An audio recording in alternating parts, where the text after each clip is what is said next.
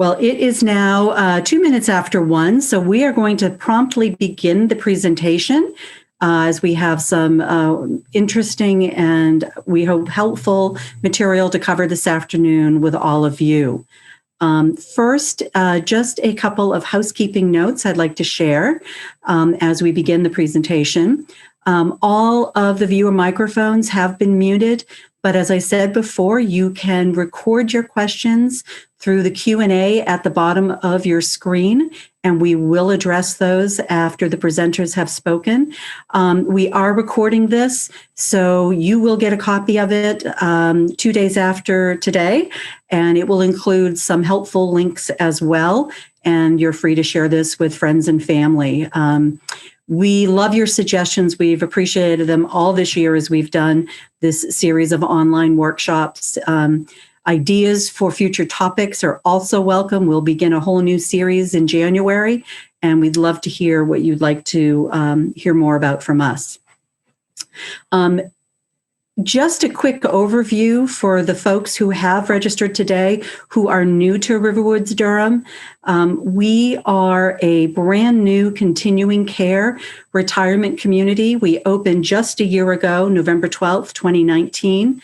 The community features 150 independent living residences, as well as 72 residences in our health center, assisted living, memory support, skilled nursing. These are all services that are available to the residents who have joined the community in independent living. As a continuing care retirement community, we are providing a continuum of care to the residents that join us through independent living. Services and amenities are offered throughout all of the levels of living. This features, or this includes our restaurant-style dining, our chef-prepared meals, all of the educational, cultural, and recreation and fitness activities. All of these programs are a part of the lifestyle at RiverWoods Durham, and one of the reasons that you would join a community so that you would have the benefits of these amenities throughout every day. And this is an image from back in September of several of our residents on a kayak outing, which our fitness manager, Marc Cole, led. And this is, again, part of the independent lifestyle at a continuing care retirement community. Another amenity that is available to you and really is part of why you would move into a community is the freedom from home maintenance responsibilities, including housekeeping, the goal of which is to provide you with more time to do the things that you love, the opportunity to try new activities, to make new friends, and enjoy every day. All of this in a community that provides you with the peace of mind of knowing where your health care would come from if or when you need it in the future. As I said, RiverWoods Durham is a continuing care retirement community, a CCRC. This is just a quick view of where of what we offer, and we welcome the opportunity to share more information and more details with you. Ending on that thought of peace of mind, that was really part of the motivation for today's presentation. Peace of mind, the pursuit of a healthy mind and body is certainly something that is paramount in for all of us, but particularly right now as we face a holiday season unlike any that we've experienced before. And so we're very aware and concerned and hoping that we can share some helpful information and best practices today with you. I'm very pleased to introduce our three presenters, all members of the leadership team here at RiverWoods Durham.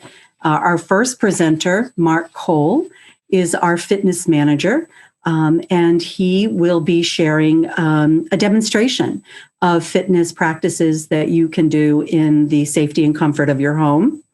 Then we will have a presentation by Jenn Merriam, our Director of Wellness, and she will talk with us about managing expectations for this most unique of holiday seasons.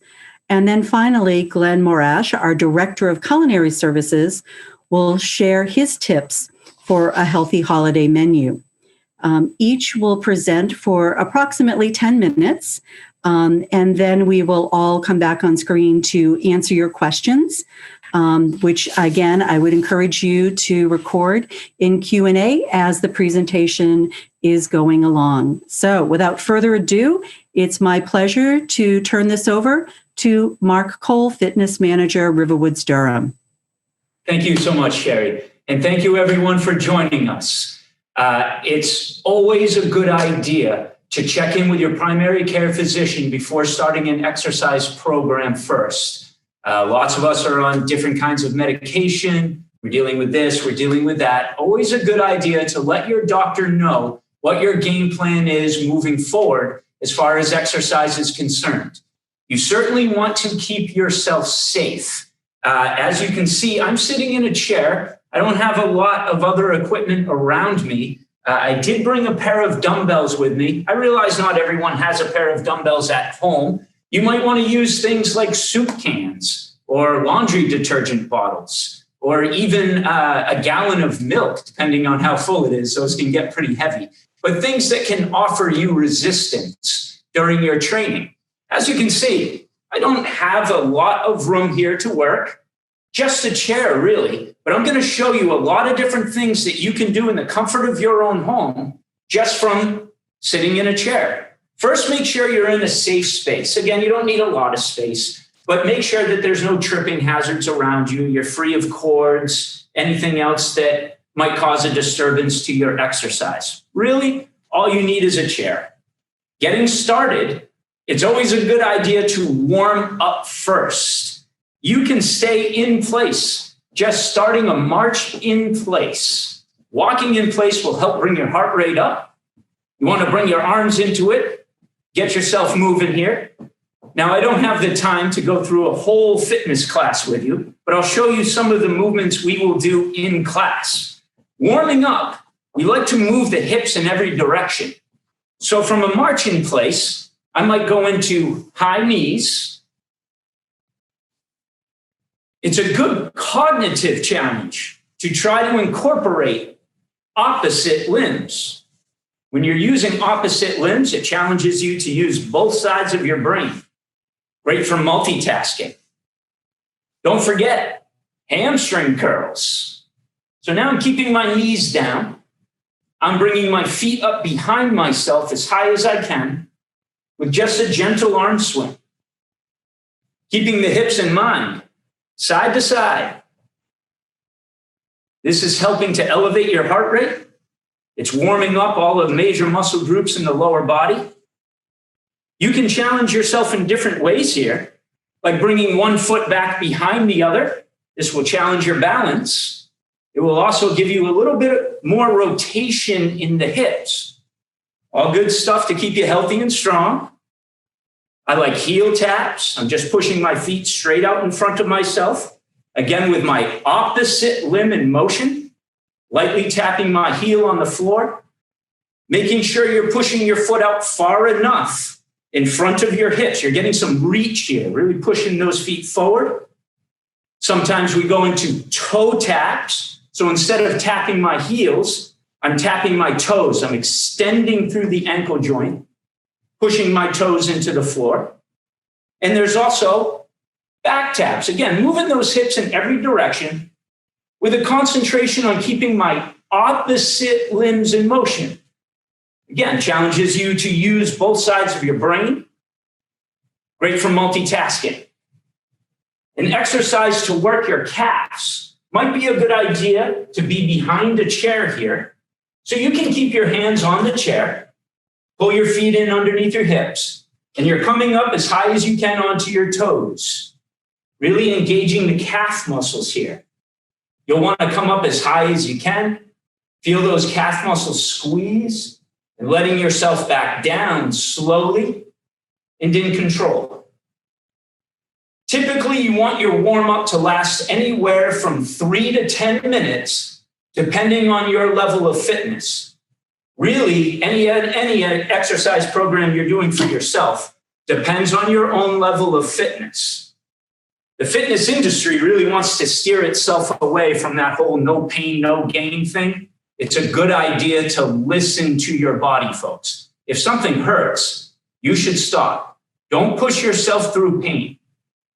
If you're in your chair now, getting into the workout, one of the most important exercises you can do for yourself are basic sit to stands. I have my feet shoulder width apart, just a little bit behind my knees, concentrating on using my legs and my legs alone to bring myself up out of my chair and using my legs to bring myself back down into my chair. When you come up, you want to think about activating the glutes. Get those cheeks to squeeze. Use your legs to bring yourself back down. Again, placing yourself into the chair as opposed to falling into the chair. Try to avoid using momentum rocks. Try to not use momentum. Bring your feet down and let your legs do the work. Again, number 1, sit to stand. Don't lose the ability to bring yourself up out of your own chair, folks. That being the most important exercise, pretty much every exercise you've ever heard of in your life stems from 4. You have your squats or your sit to stands, which you saw me do, lunges, push-ups, and sit-ups. There's a lot you can do for your lower body just using a chair. Sit to stands being one of them. Like I showed you in the warm-up, high knees, hamstring curls. Sometimes I like to do the squat in front of my chair without bringing my weight down onto the chair. I'll bring my bottom as low as I can toward the chair, and right before I put my weight on it, I'm coming back up, activating those glutes once again. Basic squats. Other things you can do for lower body. Bringing yourself behind your chair so you have something to hold on to. Side leg lifts. This is great for the hip abductors. You're using this muscle group to lift the weight of your leg. Make sure you get both sides. If you're just starting out here with an exercise program, again, checking in with your physician is a good idea. Start with maybe 2 sets of 8 to 12 repetitions. If you're at a more advanced level of fitness, think about working out any particular movement from 30 to 45 seconds. Regardless of how many repetitions you're getting, think about time being a good measurement for how much exercise you're getting. Again, lower level fitness, count 8 to 12 repetitions. At a higher level of fitness, time yourself with any particular exercise. Other things you can do for yourself. Back down into the chair. I'm coming all the way up to the edge of my seat. I'm going to turn my chair a little bit so you can see me from the side a little better. I'm bringing my bottom right up to the edge. I'm going to walk my feet straight out in front of myself. Heels are on the floor. I have my toes up off the floor. This is much like a sit-up. It is a sit-up. It's a chair crunch. I like to bring my arms across my chest just because it adds the weight of my arms to the exercise. Coming up tall through your spine, lean back from your hip as you breathe in through your nose, and you'll feel your abs turn on. You want to use your abs to pull yourself forward and breathe out through your mouth. Notice I'm not rounding my spine. My spine stays straight throughout. I'm trying to get my abs and my abs alone to do all the work. Sometimes folks will find themselves with their feet coming up off the floor, leaning back. If you feel your feet coming up off the floor during a chair crunch, you're probably just a little too far back in your chair. You can just maneuver yourself out towards the edge a little bit more. You should be able to keep your feet on the floor performing an ab crunch. And remember, constant tension in your belly.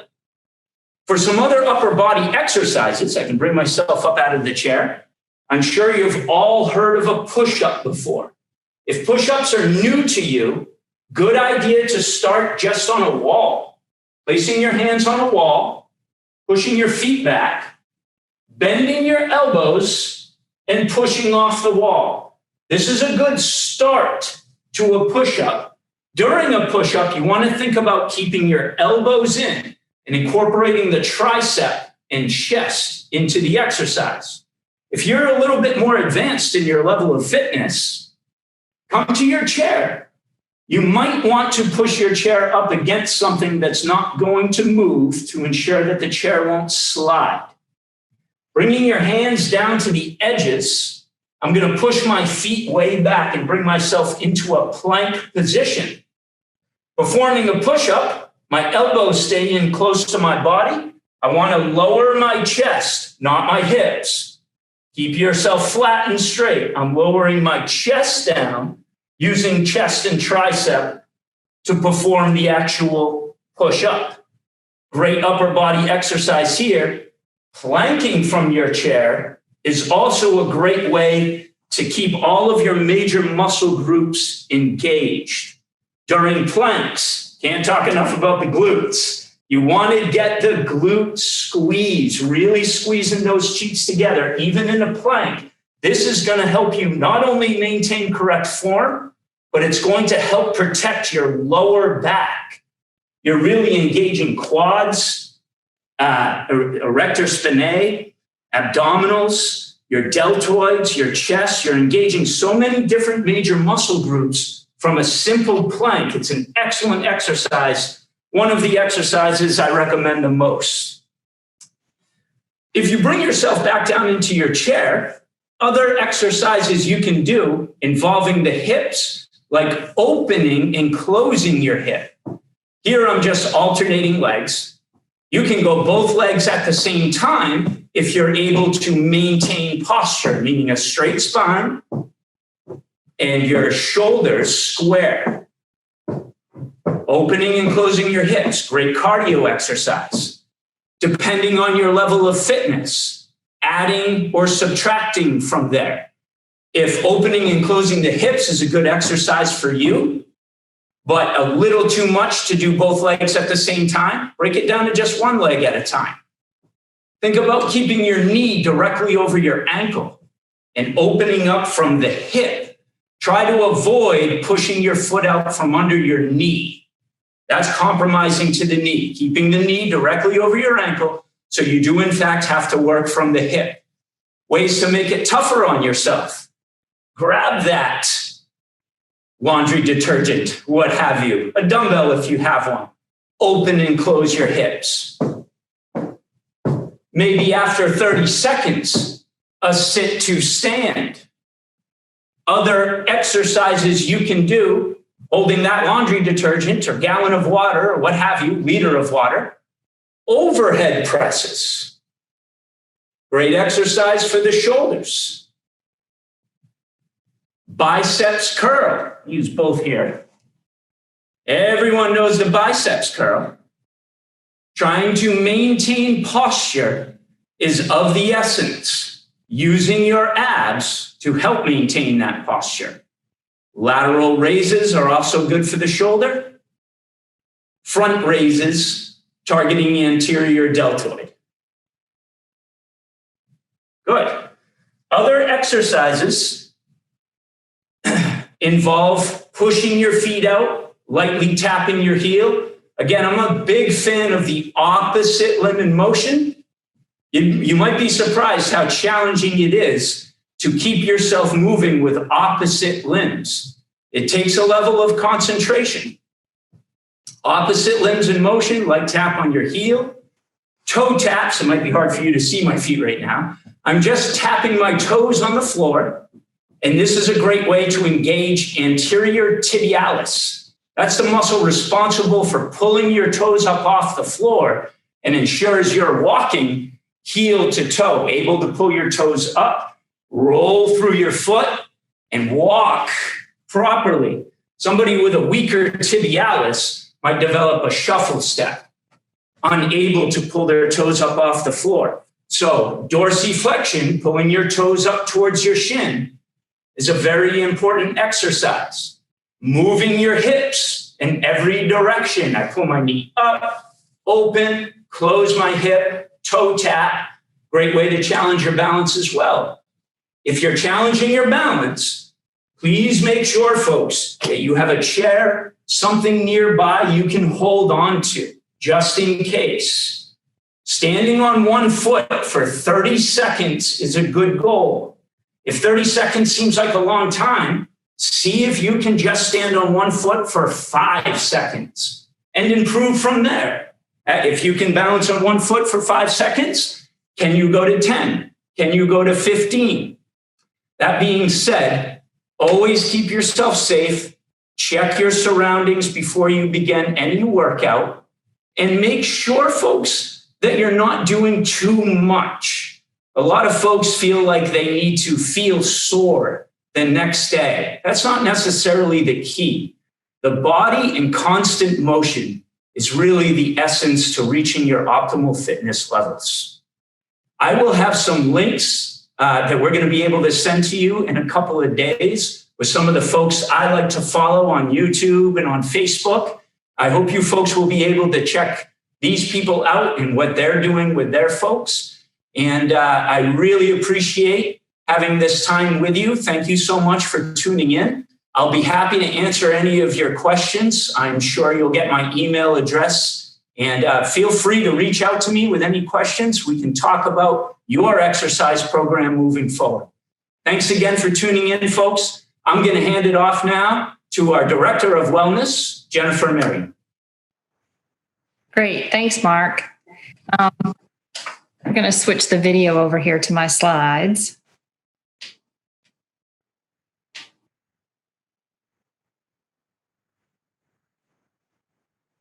There we go. So one of the first things I wanted to talk about for this time of year is to reframe that expectation.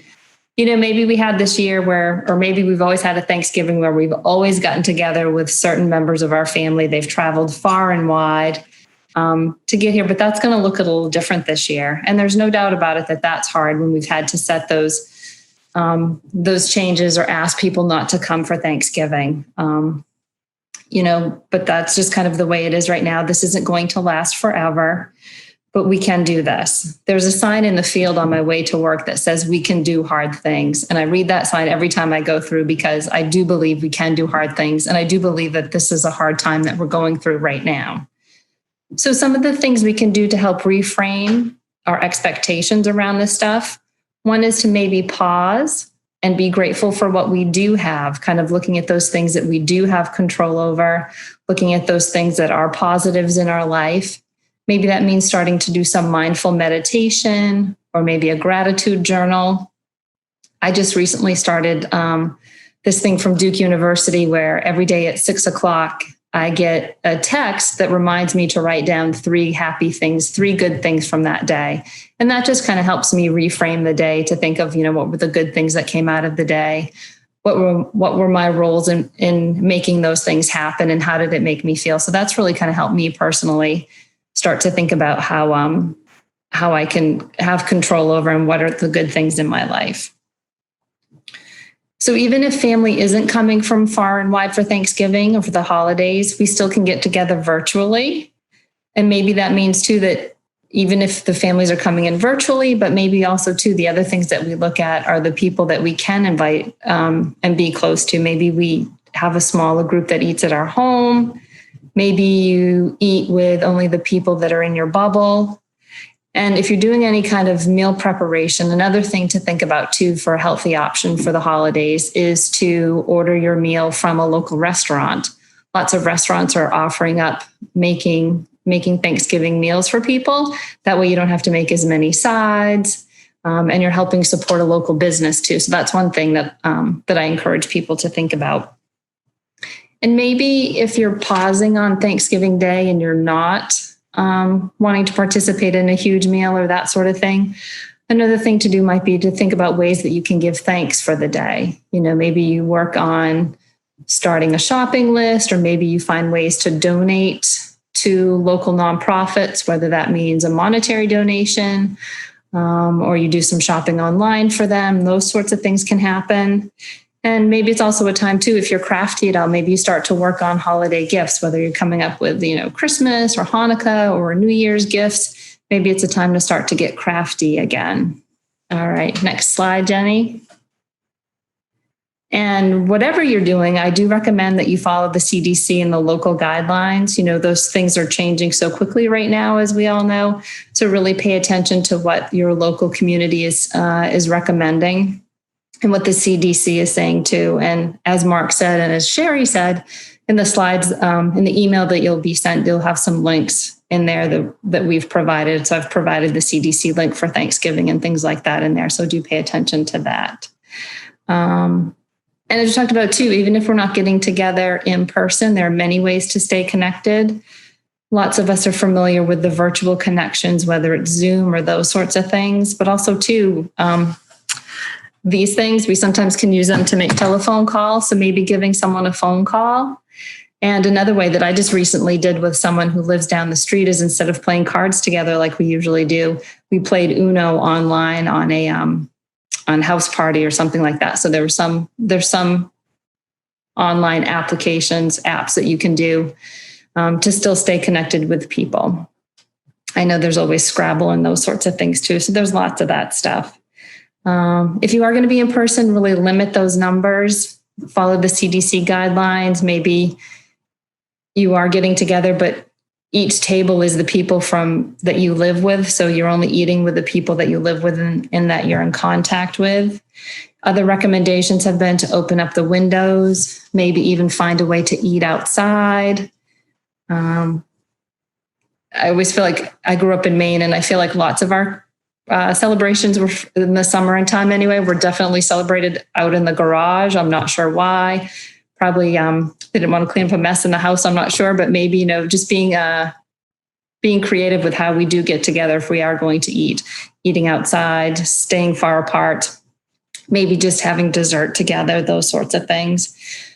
No matter what you're doing, make sure you wash your hands for 20 seconds at a time. I don't know if you sing happy birthday or if you count to 20 or whatever you're doing to keep that method going, but definitely continue to wash your hands.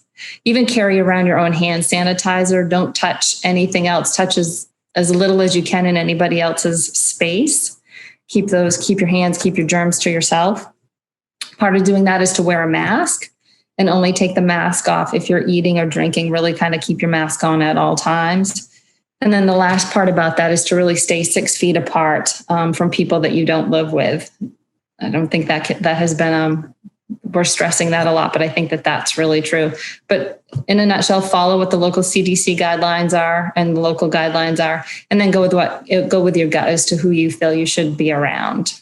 All right, next slide. So what can we do with this extra time? Maybe if you've got extra time, I always recommend get outside. One of my running friends says that there's no such thing as bad weather, just bad clothing choices. So if it's snowing, like in this picture here, then, bundle up, but get outside, get that fresh air, smell that fresh air. And if you can, even schedule your time outside. That scheduling it kind of helps hold you accountable to doing it. And it's easy. Then you're less likely to say, oh, I can do that tomorrow, but really try to encourage a little bit of time outside each day. Do it during the daylight if you can. Get some of that vitamin D. Sunshine feels good on your face. We really want to be out there getting that sunshine. And another thing too, being in the daylight, if you can get out there during the daytime, it really does help with seasonal affective disorder. SAD, that starts to happen as the days get shorter, the daylight gets shorter, and maybe the days are overcast. So really try to get outside at least for a little bit each day. One thing that we're doing here at RiverWoods next week is we're going to have a turkey trot. So we're going to space it out. But even maybe in your towns, in your communities, there could be virtual turkey trots going on. I know here where I live, you can sign up, you can get your bib. And if you take a picture with your bib, you'll be entered to win some prizes, some raffle prizes. So that sometimes helps motivate people to get out there and exercise. And also too, another thing you can do is explore the local parks. Kind of maybe there's some state parks around. Most towns have parks or walking trails. And there's even, explore those things. There's mountains around until it gets snowy and you want to be outside. Look at those sorts of things. Even walking in the woods, we call that forest bathing, but walk, bike. Soon we'll be able to snowshoe and cross-country ski. And being outside, one of the things that can always help with that is it also helps our physical our physical side, but then it also helps our emotional side. Being outside and being physically active will help to decrease stress, increases a positive mood, and also does things like increase our bone density too. So it can help our bones, which is always a good thing too. But get outside, dress appropriately, and get outside. And then next slide, Jenny. And then just, one thing as we do move through the holidays, and maybe they're looking differently than they have in the past, look forward to something. Maybe start to make plans for something else. Maybe instead of getting together in big groups, maybe you get together and maybe you learn how to make Aunt Patsy's chocolate cake, or you learn how to make Mimi's yeast rolls. But you can get together on a Zoom call or a phone call, and just some of you get together and start to enjoy some of those things too.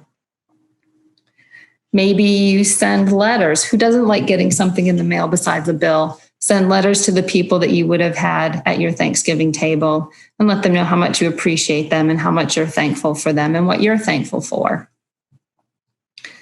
And no matter when those holidays happen, we know that eventually we're going to get back to things being normal again. So go ahead and make those plans. Make a plan for a post-vaccine holiday, whether that means you're looking forward to Christmas or Thanksgiving next year, or your birthday next year, or having drinks like this lovely RiverWoods couple. But set your sights on something more than just that one day, that fourth Thursday in November. Look forward to being around family and friends when we can. All right. And I think that's it for me. So now I'm going to turn it over to Glenn Morash. He's the Director of Culinary Services. And take it away, Glenn. Okay, thank you very much, Jen, and thank you all for joining us this afternoon. As Jen said, I'm the Culinary Director here. And so obviously food is a big part of our celebrations during the holidays, and just wanted to share some tips with you on how to make these enjoyable and hopefully a little bit healthy anyways. So Jenny, next slide.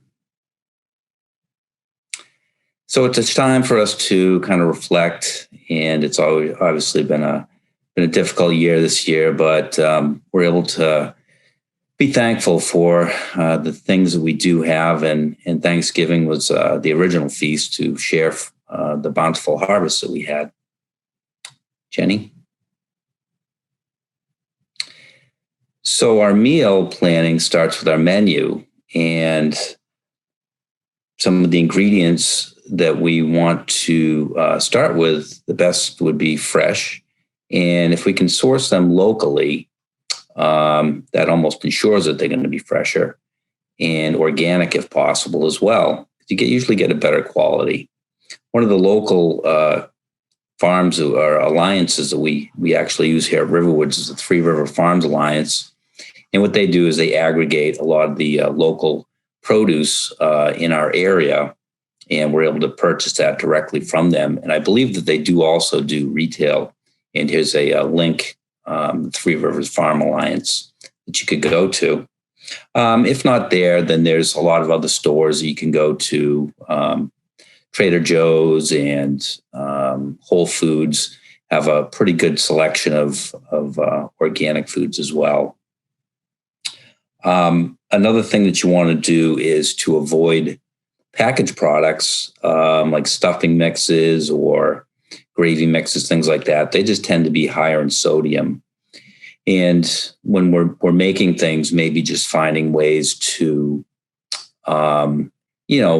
maybe kind of cheat a little bit on the ingredients, instead of putting, maybe if you're making mashed potatoes, not using cream, but maybe use 1% milk, or cut back on the butter if you use that, or avoid the butter altogether. So there's other ways to do that, to make it a more healthier option, but not really avoiding the flavor. Also, incorporating fruits and vegetables into as many meals, parts of the meal as we can. Maybe making some salads, like a whole grain or a rice salad with some dried fruits and maybe vegetables as well, adding that to it. The sides, there's plenty of root vegetables, roasting those off are always a great option as well. Jenny? And how we eating is very important as well. We want to make sure that we have try to stay with small portions. Maybe eat a breakfast in the morning to kind of jumpstart our metabolism in the morning, and maybe not take a little bit of an edge off. So in the afternoon or whenever we do sit down for the main part of the meal, we're not ravished. And then while we're eating, just taking time to really enjoy it and just be mindful of the meal and how it tastes and the preparation and really think about it, which unfortunately we tend to take that for granted a lot. And if you are thinking about having seconds, maybe you wait 15 minutes and just, chat for a little bit and hold off, and then let that first round kind of process and see if you're hungry still after that. The salt, hold the salt as best you can. We try to not add salt to things and let everybody put their own on. That seems to, over time, you tend to not really need it as much. So that's always a good way to handle sodium. And then alcohol in moderation, and then just always have a glass of water with you as well, and try to stay hydrated. Jenny? And as Jen was saying, virtual meals are always a great way to spend time. If you can't, be with folks, at the same table, we could certainly do it by Zoom, Hangouts, Skype. There's a number of different ways to enjoy each other's company over the traditional meal. And the other option is maybe sending a snail mail recipe to somebody, one of your family members, and they make that, and then you can kind of share that and what they think about it and how it came out, and any tips you have. Another option is to send maybe a gift ahead of time. There's plenty of ideas out there. One that I looked at was Harry and David's has a number of different holiday things that you can send to your loved ones. And there's a link here. I think that'll be going out as well. And of course, just conversing over what we're thankful for, over the meal. And then maybe sending a card ahead of time to the family members, and you don't open it until you're all on that Zoom call and you're able to share the things that you're thankful for. And that'll just help connect you a little bit more and make it feel a little, a little more like normal. Jenny? And here's one recipe that I came up with. I can't say that I invented it, but it's a tried and true. If you are a fan of cranberry sauce, this is the whole cranberry style, and you could always make it up. It's pretty simple. Not too many ingredients: cranberry, orange juice, and a couple of spices. And you basically put it together ahead of time, cook it, and let it cool down. And if you're not a big fan of the whole berry sauce, you could always puree it, put it into a food processor, and have the more pureed variety of that. But it's very flavorful and tasty, and well worth the time. And with that, I think we'll be going back to Sherry. Sherry? Thank you, Glenn. Thank you, Mark. Thank you, Jen. Thank you, all of you. Yes, we are going to now respond to the questions that have come in. We'll get all of you back here on the screen together. Again, thank you. And Mark, the first question I'm going to direct towards you, please. The question is, warm-up, you had stated that warm-ups range from 3 to 10 minutes, depending upon level of fitness. So if you're more fit, do you warm up for 3 minutes or for 10 minutes? Which way does the range go? Oh, that's an excellent question. If you are a more fit person, it depends on what your workout is going to be for that day. So if you have a really difficult workout planned ahead of you, you probably won't need that long of a warm up. If you planned on doing something that you know you can handle, that's kind of no big deal, perhaps make your warm up a little bit longer. The goal being to maintain an elevated heart rate through the duration of your workout. Good question, though. Great. A follow-up question. Is there a minimum amount of time to target for a workout? No, I wouldn't say there's a minimum. Again, everyone's at a different level of fitness, and you might experience different things doing different workouts. I think the key, a lot of people feel like they need to go to the gym or work out at home for an hour or 2 hours. That's really not the case. I think it benefits a lot of people to have a burst of energy, if you will. If you're doing a difficult workout, whatever it might be, push-ups, for instance, maybe you're going to dedicate yourself to do push-ups, as many as you can in 30 seconds, give yourself a 30-second break, do as many as you can in another 30 seconds, give yourself a 30-second break. How long can you keep that going for? It's a great way to doesn't take a whole lot of time. It really works one particular area of your body, your chest and triceps, talking about push-ups. But no, there's no real time limit. I think developing the ability to tune into your own body. What can you do? Can you do more? Should you stop? Was that enough for today? I think that's really the key. A burst of energy, doing something every day. That's great advice, Marc. And as Marc noted, we are going to send a follow-up email with some of the resources that Marc referenced. I also want to toot Marc's horn and say that he is a resource himself. We will continue to post his workout videos on our website, riverwoodsdurham.org. So keep your eyes tuned to that as well. As you saw today, he can give you a great workout in 10 minutes. So thank you, Marc. The next question, Jenn, came in from you, and it was in reference to your mention of the Duke University text. Maybe you could describe that a bit more. And the question was, will you share a link for that? Yes, we can share the link to that. It's just a self-reporting. They do it for 15 days. So yes, I'll put that link on there too. Yeah, I think, that's always a wonderful, mindful practice each day to stop and we're all so overwhelmed with all of the limitations we're facing, right? And the things that we're missing. And what you described, I think, is such a simple way to focus on the positive. Right. So that was it. And one of our viewers did too. So. And how quick do we respond to a text versus having something on my calendar that I know I need to do, at 6:00 at night versus if the text comes in, it's right there. Yeah. And it's easy to kind of pause and do it. So yes, we'll share that link. Absolutely. Reminders. It's all about the reminders. Absolutely. Glenn, this question is, does RiverWoods Durham regularly use local suppliers for things besides produce?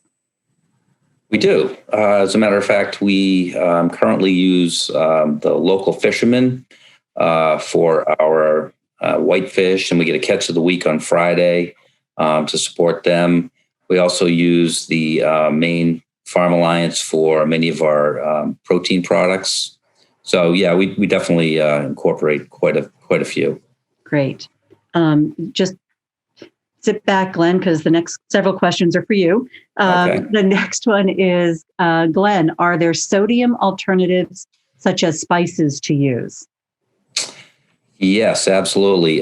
Depending on what you're making, obviously. Like I said, sodium is unfortunately it's one of those things that's hidden in a lot of products. But when you're opting for fresh herbs and spices and things, we use like lemon pepper and things like that. Are great alternatives, particularly for proteins.